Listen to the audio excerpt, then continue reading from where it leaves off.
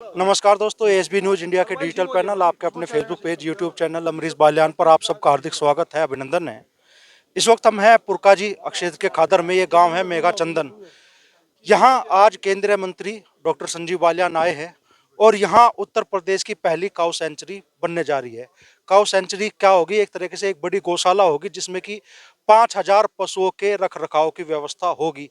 एक बड़ी समस्या जो मुजफ्फरनगर के पूरे वेस्ट यूपी के क्या हर पूरे यूपी के किसानों के सामने आ रही थी, आवारा पशुओं की, उसके समाधान की पहली राह केंद्रीय मंत्री डॉक्टर संजीव बाल्यान निकालते दिख रहे हैं। मंत्री जी, क्या ये पूरा प्रोजेक्ट है, थोड़ा बताएं। देखिए, इस बार का जब चुनाव था 2022 का, तो मेरे याद है जब माननीय मुख्यमंत्री और प्रधानमंत्री ने दौरे किए तो हर जगह गोवंश की एक समस्या आई। कहीं भी जाते थे तो किसानों की तरफ से बात आती थी। तो प्रधानमंत्री जी ने एक रैली में कहा था कि भाई इस बार जब भारतीय जनता पार्टी की सरकार बनेगी तो प्रदेश और केंद्र सरकार के दोनों मिलकर कोई ना कोई इसका हल निकालेंगे जिससे गोवंश की सेवा भी हो सके और ये सड़कों पर भटकती ना फिरे। उसी से इस योजना का जन्म हुआ, आप कह सकते हैं। ये पहली काऊ सेंचुरी होगी यहाँ की। ये मेघा चंदन गांव है, इसका एहसान है, इसका नाम ही चंदन के ऊपर पड़ा है। तो पहली काऊ सेंचुरी की स्थापना यहाँ पे होगी। और अभी जो वर्तमान प्रोजेक्ट है वो हमने सोचा है कि करीब 10 हेक्टेयर में काऊ शेड बनेंगे। करीब 70 हेक्टेयर जमीन यहाँ पे है।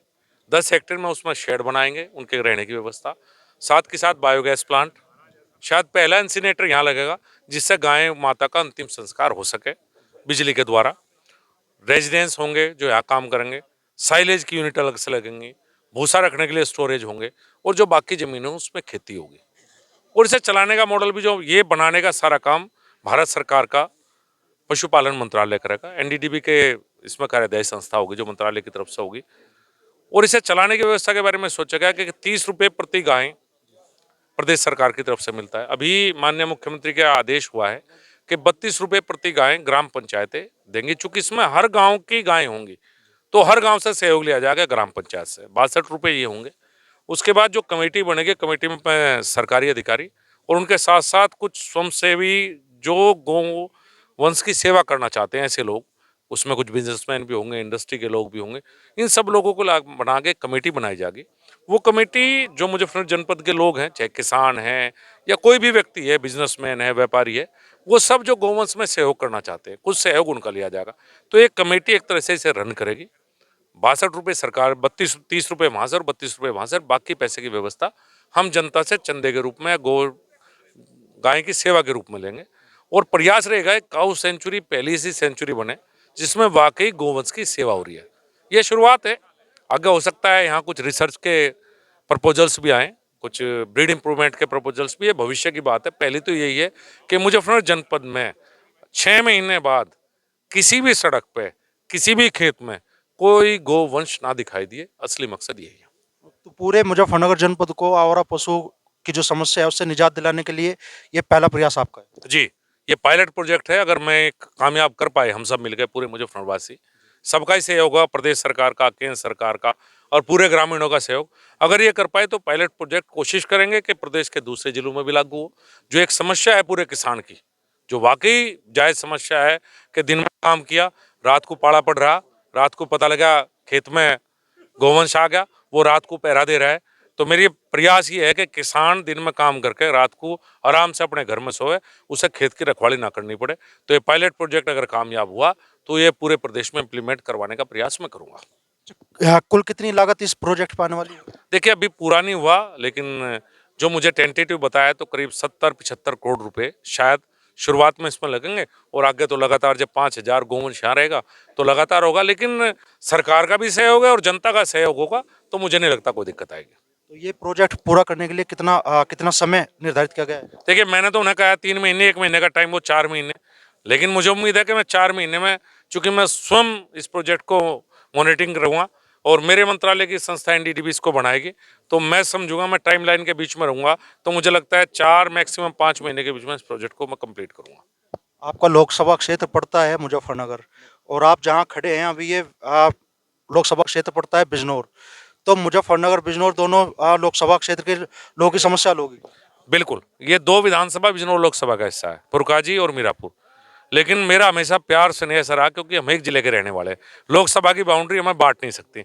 तो जितना स्नेह मेरा मुजफ्फरनगर से, लोकसभा वालों से उतना ही स्नेह पुरका जी हो या मीरापुर हो, वही आना जाना, वही प्यार है हमेशा, और हमेशा वही रहेगा। ये मेरे हैं, मैं इनका हूँ, इसमें लोकसभा की बाउंड्री के बीच में नहीं आ सकते। तो वैसे तो कहते हैं भाई देर आए दुरुस्त आए, लेकिन वाकई क्या देर होगी क्या इस प्रोजेक्ट को शुरू करने में? थोड़ा देखिए, संसाधनों की आवश्यकता सबको होती है, सब कुछ सब करना चाहते हैं, ऐसा नहीं मैं ही करना सोच रहा हूँ, और बाकी भी सोचते होंगे, लेकिन संसाधन और वो चीज़ जुटाने में समय लगता है। तो जब जुटे हैं, जब काम पर लगे हैं, जब मैं कहूँ देर कभी नहीं होती। आप देखिए 6 महीने बाद आप मुजफ्फरनगर में जब घूमेंगे तो आपकी गाड़ी के सामने कोई भी गौवंश नहीं आएगा, तो आपको भी अच्छा लगेगा। तो 2024 के इलेक्शन में ये आवारा पशुओं वाला मुद्दा नहीं उठेगा अब? मेरी तो कोशिश यही है कि ये ना उठे, इसे खत्म कर दूं मुद्दे को, क्योंकि विपक्ष का काम है मुद्दे उठाना और हमारा काम है हल करना। जब वो इस सरकारों में थे तो वे कुछ ज्यादा हल नहीं कर पाए, लेकिन उनका काम तो मुद्दे उठाना है और हमारा काम हल करना है। जनता ने ये आदेश हमें दिया है।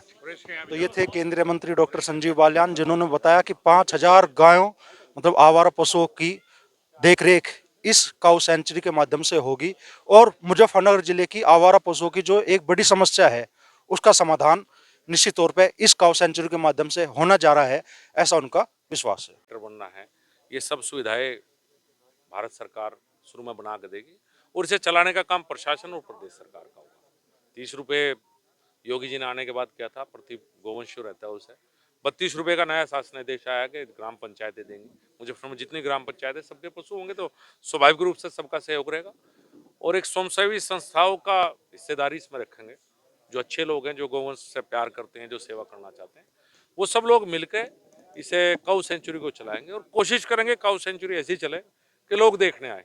और ये एक पायलट प्रोजेक्ट है, अगर ये कामयाब रहता है तो प्रयास करेंगे माननीय मुख्यमंत्री से और प्रधानमंत्री से पूरे प्रदेश में इस तरह की काऊ सेंचुरी बनाई जाए। क्योंकि एक दिमाग बहुत ध्यान में आया है कि जो छोटी छोटी गौशाले बनी है उनसे इस समस्या का हल नहीं हो पा रहा।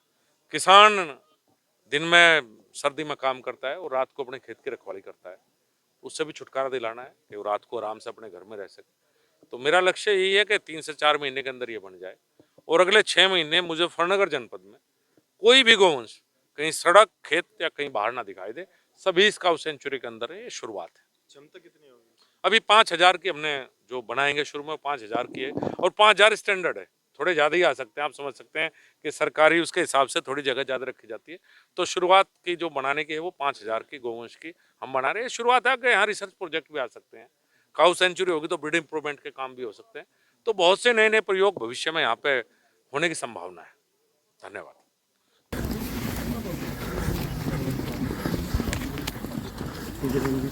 जब इसी में ये जो अंतःपुर हैं, कहाँ के आगे पहले एक पाल मेरे साथ आ जाओ, क्योंकि तुम ये समझाओगे।